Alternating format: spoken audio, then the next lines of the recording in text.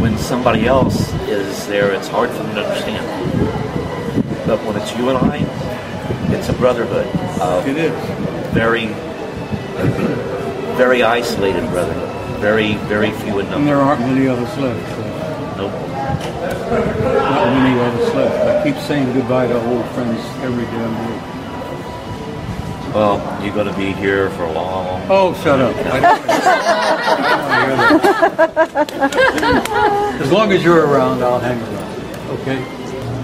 You'll be here for some Tam, time. it's good to see you.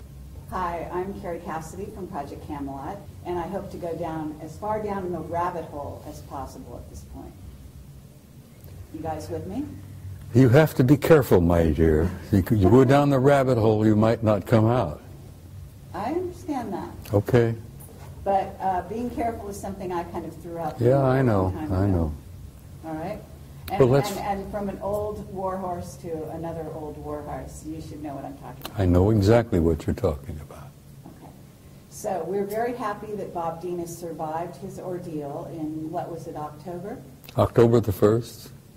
Okay. Yeah, after your conference in September in Orange County.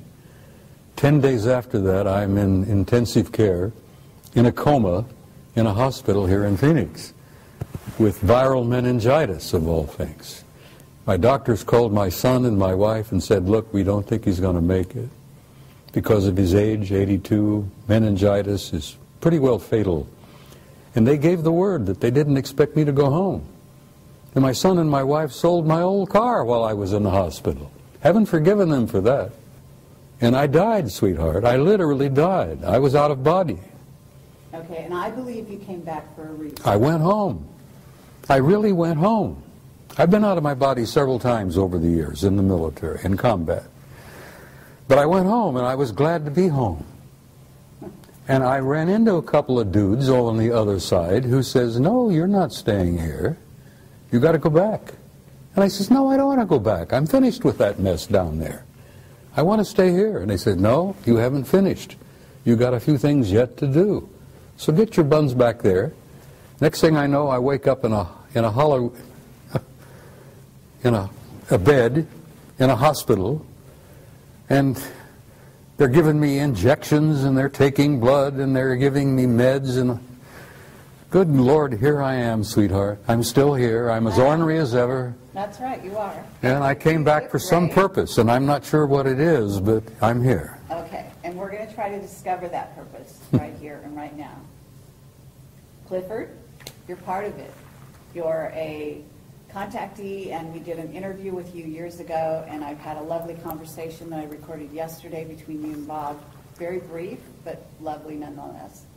And you are an intuitive, and I can relate to that. And we had a lovely conversation many years ago in Roswell. I remember, ma'am. And it's a delight to have you here. I know you don't come out much Yes, ma'am. anymore, but you're here. And you are as eloquent as ever, I can say. Thank you. And the two of you are, talk about two guys who have very smooth tongues, smooth talkers, both of you. I didn't realize that. Are you a smooth talker? Not that I know of. My wife yells at me a whole lot. I'm not smooth. You are. We're old friends. We go back many, many years. Okay. Cliff and I are among the last of the old boys network, because we had a network of a couple of hundreds, maybe 500 guys over the years, from every rank, from every service. And we had sergeants, we had admirals, we had generals. We've had a Russian cosmonaut who was a member of our old group. But most of them are gone home now. And Cliff and I are among the last of the old boys. And I love him dearly, and he's a dear friend because I know what he's been through, and I've been through much of it. So I relate to him.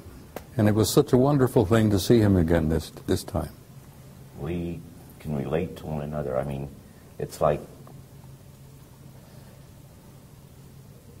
you can talk to other people about the experiences you had, but they don't fully understand. But They when you can't, talk, Cliff. They no, can't. They can't. They haven't been there.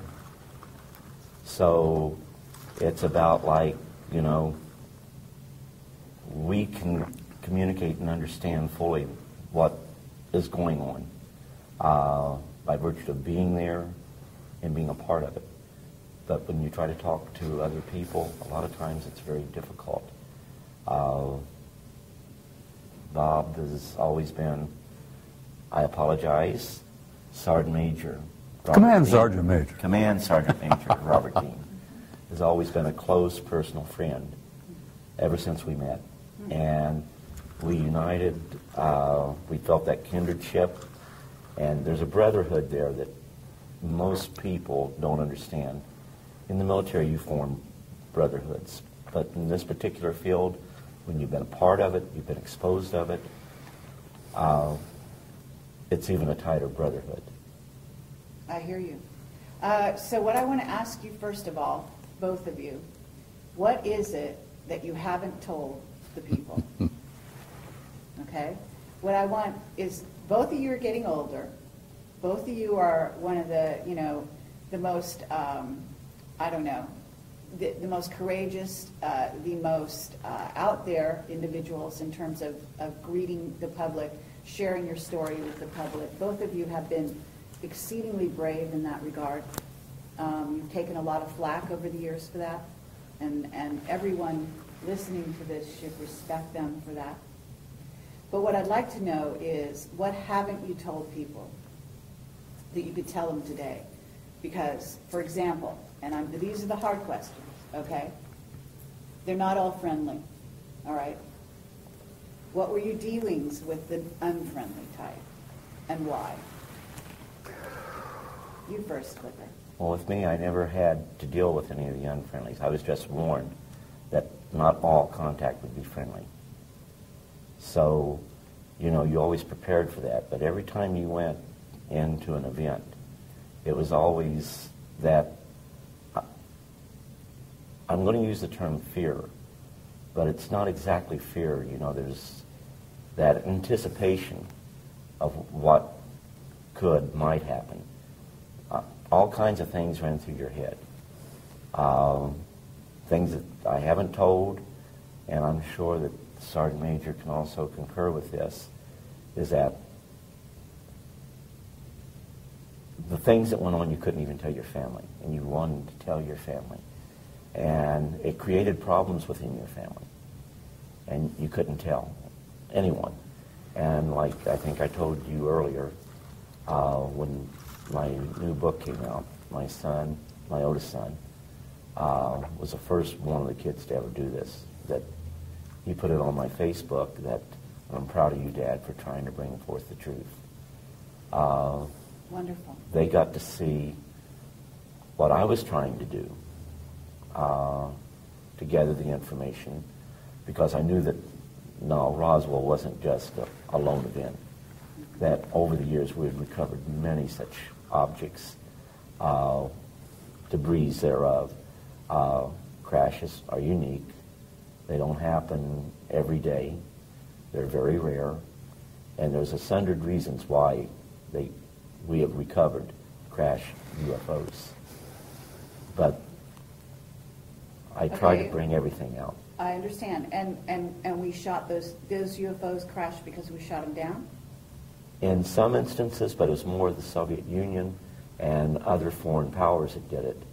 But if they were foreign powers that were friendly, we would go in and try to recover those. There was, I think, it was in the 1970s. There was a UFO that went down in Sudan. Now this is unique because it wasn't ours, but we wanted to go ahead and recover that object. Well, there was strained relations at that time with all nations in the Middle East, so they did not want us there. However, a group of 13 Soviet personnel, to include scientists, went there to investigate that object that fell. That shows right there that it wasn't ours. We knew it wasn't ours. And the documentation makes it clear. But we couldn't say too much about it because we could not go and look at it. But the Russians did. But I can tell you on many occasions, both the U.S. and Russia would, or should I say, the former Soviet states, we would work together, and we worked with other foreign powers, simply because situations like this could lead to misunderstandings that could have triggered possibly a nuclear war. And Sergeant Major Dean probably knows more about that even than what I do, by virtue of the position he had and the documentation he was exposed to. We and the Soviets have been together, closer together than most people realize. We and the Soviets have been working side by side on this particular issue since before the Cold War, for God's sake. Now, the Cold War, as many of you remember, many of you older people will remember, was kind of a construction that was made up by Soviet leadership, American leadership, to convince the world that we were antagonistic toward each other and we were going into a nuclear war. We and the Soviets have been like this from the very beginning of this matter, particularly involving them. Okay. So, and even today now, here we are, we don't have a space program of our own publicly. We're paying the Soviets, what, $500,000 a pop just to get one of our astronauts to the space station, for God's sake. So we and the Russians have been pretty close together for the last 50 years on this alien matter. And why is that? You know? Because we recognized from the very beginning that it was us versus them. And we didn't realize back in the beginning that they were made up of not only malevolent guys out there, and there are some of them out there that don't like us at all. They're not purposely malevolent, they're not hostile, but they don't like the human race, and they don't give a damn whether we survive or not. Thank God we have good friends out there that do care about us, that are related to us, who want to see us survive as a species. What is the threat? In other words, first of all, you know they've done abductions. We know that they allowed them to do abductions. And yes, some of the abductions are positive contactee experiences, et cetera, and some of them are painful. And depends who it is. But they also had an agenda. And one of those agendas is to create a hybrid race. They're harvesting us. Humans are already hybrids. We made an agreement with them, 1954. We would allow them to continue to harvest our genetics. And we traded that for technology. We also traded a lot of our gold for that technology. I was telling someone the other day that I'm remote viewing Fort Knox and it's half empty because we've given the Anunnaki enough damn gold that they've given us anti-gravity, they've given us zero-point energy, and we have a separate space program which makes NASA look like a joke. Exactly. So Clifford, you're aware of this. You must be aware of the abductions, the negative side of the abductions as well, right? Well, like, goes back to where not all contact would be friendly. Mm-hmm. And what I would do is point out that it's not necessarily a culture, but it is like a rogue group within that culture. Good example, I've been using this all day, is like, you know, you have the cartel. Well, they're people just like us. They're humans, but yet they're a sliver group. They are have their own agenda, and that same thing happens within the various cultures. And I agree with Sergeant Major here. My biggest fear is if these rogue groups are going ahead and coming to agreements with not only our nation, but other nations, then that's a very dangerous situation because they're the wrong ones to be working with. Okay, Now, and this is going on, isn't it? Unfortunately, I believe to a degree, yes, it is, because the ones that really are